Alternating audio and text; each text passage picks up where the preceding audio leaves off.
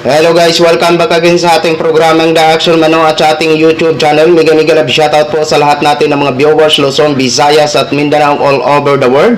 Welcome naman sa ating panibagong video, panibagong reaction mga ka-action, mga ka-campaign.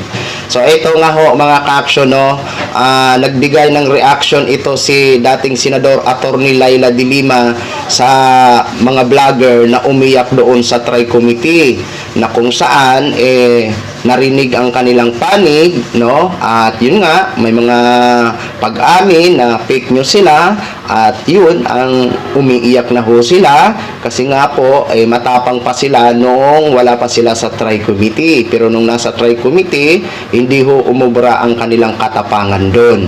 Pero kung ano po natin sa mga kasi itong mga umiyak dyan sa Quadcom is narinig po ang kanilang panig at pinakinggan ho sila ng Tri-Committee kung ano ang pagpapaliwanag nila kung bakit nila ginawa yun, di ba? So, unlike naman sa mga victims ng war on drugs ni dating Pangulong Duterte, kaya nga po nagpapasalamat tayo sa Tri-Committee na talagang iniimbitahan nila ang mga fake news fiddlers, no, para magpaliwanag kasi dapat lang po yan kasi napakalaki po talaga na problema ito ng mga fake news na ito. Ito po talaga ang maituturing na malaking problema kasi nga po marami po ang naluluko sa mga maling informasyon, disinformation. Okay? Kaya ito po, basahin po natin itong naging reaction ni Attorney Laila De Lima. Ayon dito sa kanyang post na Laila De Lima sa Facebook, ayan, a tale of two crying women, one for the lies she peddles, the other for the light stolen from her. Fake news stirs.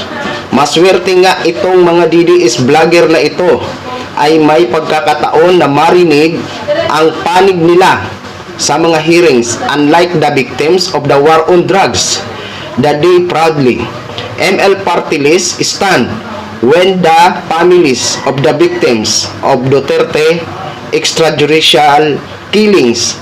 Hindi pa tapos ang laban para sa hustisya. Patuloy tayong magsusumikap para sa mas makatarungang bukas. Yun po yung naging reaction ni Attorney Laila De Lima. Anyway, totoo po itong sinasabi ni Attorney Laila De Lima, no, na maswerte pa talaga ang mga vlogger na ito kasi narinig nga ho ang kanilang panig, unlike po sa mga victims ng war on drugs ni dating Pangulong Duterte, di ba? Kaya itong isa sa mga mahahalaga din na tulungan natin ito ang laban ni Attorney Laila De Lima na makapasok po siya sa Kongreso. So ang kanyang party list is ML.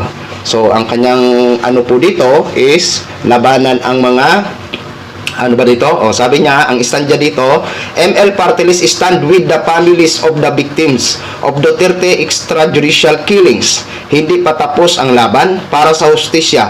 Patuloy tayong magsusumika para sa mas makatarungang bukas. Okay, so ibig sabihin ang ganda ng kanyang dito, sinabi, okay, tuloy pa rin ang laban para sa hustisya ng mga biktima, no?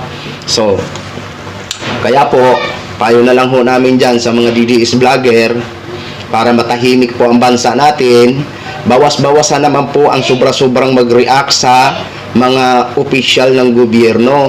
Pwede naman po tayo magboses, bakit kailangan pa talagang tawagin silang syunga-syunga, pagmumurahin, wala na ho yun sa kumbaga, na po yun, kumbaga personalan attack na po yun. Pero kung issue lang regarding sa kanilang trabaho ang ating masasabi or maiko-comment sa kanila, istanggap po nila yun bilang isang opisyal.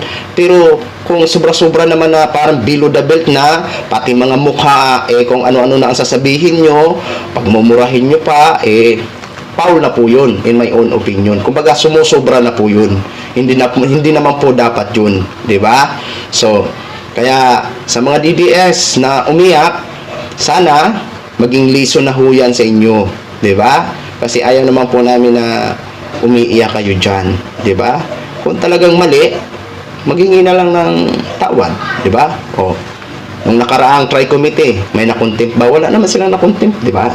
Wala naman nahul doon. Kasi, simple lang naman, mag-apology. Kung talagang mali, mali, di ba? O, mag-apology na lang. Okay? So, yun lang ho, mga ka-action, mga kakamping knog, share ko lang ho sa inyo. Maraming salamat po sa ating mga viewers, Luzon, Visayas, at Mindanao, all over the world. Ako po, ang inyong lingkod, si The Action Man. Have a good day, everyone. Beautiful.